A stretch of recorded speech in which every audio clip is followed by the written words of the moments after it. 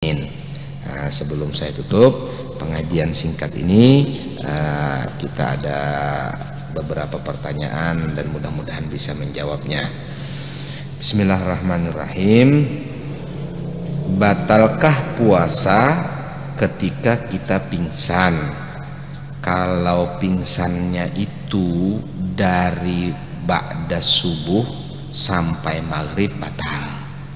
Tapi kalau pingsannya tidak amma jami'an nahar, tidak menyeluruh hari, maka tidak batal. Jadi pingsannya sejam misalnya atau 2 jam, nah itu masalah pingsan. Tidur lain lagi, biar tidur dari subuh sampai maghrib kada batal puasanya ya, cuma sholatnya nggak ada. Itu sholatnya itu nanti dia harus mengqadha. Jadi jawabannya tidak batal. Nah, itu nanti kita bisa lihat di pengajian sesi khusus bab puasa di pengajian yang lain ya. Ada itu jelas, kitab Sabilal Muhtadin Datuk Kalampayan, jelas sekali. Apa hukumnya mengerubuti bini? Maksudnya mengerubuti ini apakah cuma, nah ini nanti kita terangkan. Pas puasa di siang hari dalam keadaan lupa, oh ini mungkin bersenggama maksudnya ya. Jadi mengerubuti di sini bersenggama dalam keadaan lupa. Yang ingat batal, istrinya ingat, istrinya batal, suaminya ingat, suaminya batal.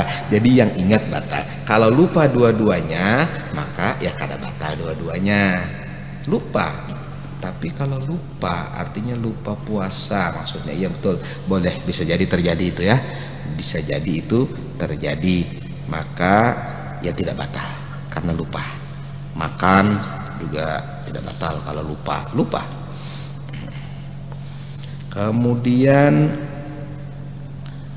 amunnya ada orang melihat hilal sorangan aja, apakah wajib berpuasa esoknya? Kalau dia yakin betul-betul dia melihat hilal, maka dia wajib berpuasa sendirinya dan orang yang mempercayainya. Misalnya kawan kita melihat, kita percaya dengan penglihatannya, maka kita mengikuti dia boleh. Tapi tidak wajib kita mengikutinya.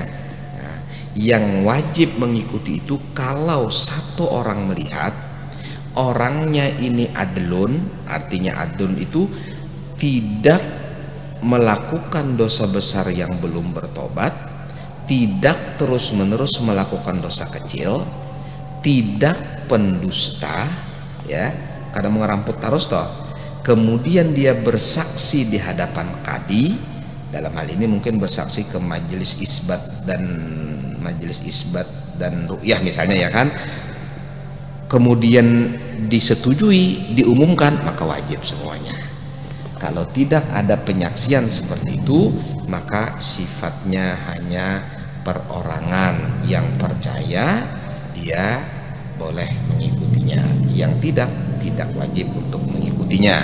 Tapi yang penting melihat hilalnya tadi orang ini ya jangan pertengahan Ramadan ya.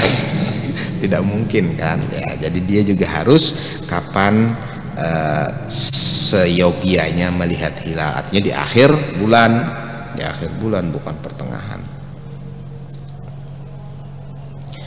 Tahun berapa guru disyariatkan wajib berpuasa? Oh iya, sudah tadi dijawab, tahun kedua Hijriah ya, tahun kedua Hijriah. Dalam pengajian tadi sudah ada itu. Apa hukumnya tamakan dan taminum sampai kenyang dalam keadaan lupa? Maksudnya di bulan Ramadan, sama dengan tadi. Artinya barang siapa, dalam hadis Rasulullah SAW menyebutkan,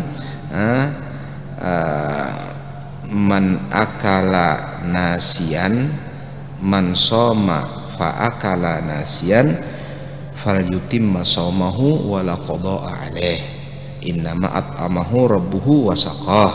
Atau kama qala Nabi SAW, barang siapa yang puasa terus makan dia lupa, dan hendaklah dia menyempurnakan puasanya dan tidak ada qada baginya, berarti itu adalah rizki makan dan minum yang Allah Ta'ala berikan kepada dia, tapi dengan catatan betul-betul lupa, jangan dilupa-lupakan.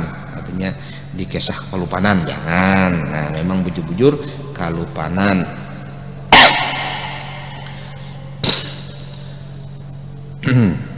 Kecuali yang sebagaimana yang disebutkan dulu waktu ada zaman guru-guru saya belajar kepada Sayyid Muhammad bin Ali Al-Maliki, beliau bergurau khusus orang Indonesia, kata Abu ya Sayyid Muhammad Ali Al-Maliki, kalau dia makan nasi di bulan Ramadan dia batal, sebab hadis Nabi kan man akala nasian, barang siapa makan nasi ya bergurau, jadi nasiannya itu diartikan nasi. Enggak, maaf, ceritanya itu khusus orang Indonesia yang makan nasi di bulan Ramadan itu tidak batal. Wah itu tidak batal. Jadi mengartikan man akala nasian itu, tapi itu bergurau ya, bukan bergurau saja karena nasi. Padahal maksudnya di situ adalah dalam keadaan lupa nasian itu. Sampai kanyang pulang pertanyaannya, berarti luar biasa. 3 piring. Apa hukumnya orang sering berdusta di saat puasa? Oh rupanya ini waktu puasanya berdusta lah kira-kira lah. Yang namanya berdusta itu hukumnya haram. Waktu bulan puasa haramnya double, kemudian dosanya double. Selain di samping dosanya lebih berat, puasanya tidak ada pahalanya, karena ada hadis dari Nabi Shallallahu Alaihi Wasallam 5 hal yang menyebabkan berbuka puasa. Kata ulama, berbuka puasa itu maksudnya pahalanya habis, yaitu bohong, kemudian memandang dengan syahwat, artinya melihat apa saja tapi syahwatnya timbul, barangkali melihat melihat piring, sekalinya misalnya dia syahwat dengan piring. Barang siapa yang melihat dengan syahwat. Kemudian orang yang bersaksi palsu, kemudian ghibah, orang yang membicarakan kejelekan orang lain, kemudian namimah, orang yang adu asah, di sini bepander A, di sini bepander B, lalu akhirnya orang takalahi dan lain sebagainya. 5 macam itu kata Nabi membatalkan puasa, maksudnya kata ulama membatalkan pahala puasa, dan 5 macam itu hukumnya haram atau berdosa.